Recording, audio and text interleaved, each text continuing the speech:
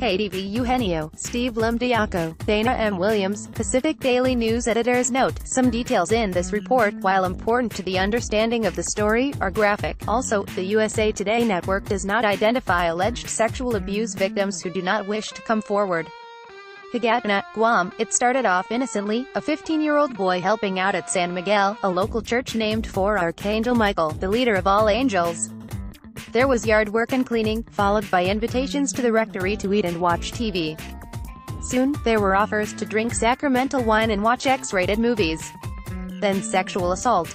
More than 50 times over 3 years, by the parish priest. Those jarring allegations come from a recent lawsuit claiming assault from 1985 to 1988. It is one of nearly 100 lawsuits that describe rampant child sexual abuse by some of Guam's most revered men, the Catholic clergy. An investigation by the USA Today network's Pacific Daily News unearthed allegations of decades of assault, manipulation and intimidation of children reared on this remote, predominantly Catholic U.S. territory. Among the accusations, a boy fondled on the way to his grandmother's burial, and another molested for the first time on his 7th birthday, then raped, or assaulted 100 more times. The children's steadfast faith in the island's priests made them vulnerable, the lawsuits say. Accuser William Payne's parents had raised him to honor and respect the priest, and told him that he had to do what the priest told him to do, according to his lawsuit. He had been instilled with the belief that clergy are never wrong, and that the clergy were like Jesus. The lawsuits and other public statements collectively claim that priests preyed on children for nearly 4 decades, with allegations of wrongdoing reaching the highest levels of the Guam Catholic hierarchy. Archbishop Anthony Apiran, 13 Guam priests and others, including a Catholic school teacher, a Catholic school janitor and a Boy Scout leader, are alleged to be sexual predators. Guam's Archdiocese of Agana is a defendant in 96 lawsuits. The complaints detail alleged attacks from 1955 through 1994 and claim some religious leaders knew of the exploitation and ignored it. One retired priest, who admitted in an affidavit that he sexually abused 20 or more boys, still receives a monthly stipend from the Archdiocese.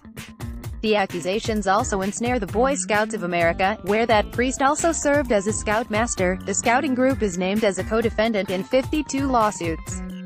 While clergy abuse is well documented elsewhere in the U.S. and in cities around the world, even as the subject of the Academy Award-winning movie Spotlight, a similar pattern of allegations in Guam has gone largely unnoticed outside this tiny island. The accusations only recently caught the attention of the Vatican. In June 2016, Pope Francis suspended Apiran, who has since been accused in 4 lawsuits of sexually abusing 4 altar boys in the 1970s. The Vatican is now trying him in a secret procedure that could lead to him being dismissed from the clergy, also known as being laicized. Apiran is among the highest-ranking church officials to be tried by the Vatican for sexual wrongdoings. Apiran has denied the abuse charges via statements on video and through written statements issued by the Archdiocese. His attorney has filed motions to dismiss lawsuits against him. Apiran's Vatican trial is very, very rare, and the reason it's rare is because the Vatican or the popes have protected the bishops, says Dominican priest Tom Doyle, a specialist in canon, or church, law who advocates for abuse victims. They consider them to be the most important part of the church, so they protect them, no matter what they've done. Complaints against the Boy Scouts say the group ignored the priest abuse and enabled clergy to prey on young boys. At times, the church required Guam altar boys join the Boy Scouts, and Boy Scouts were encouraged to serve in the church. According to lawsuits, the Guam lawsuits join a steady stream of accusations against Catholic clergy. In June, Pope Francis' aide Cardinal George Pell was charged with historical sexual offences by authorities in his native Australia. Pell denied the charges in a Vatican news conference.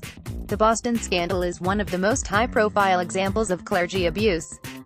In 2003, there was a $85 million settlement of 552 lawsuits against the Boston Archdiocese involving more than 150 priests. Yet, Guam's sexual abuse controversy appears to have seeped more deeply into its smaller community.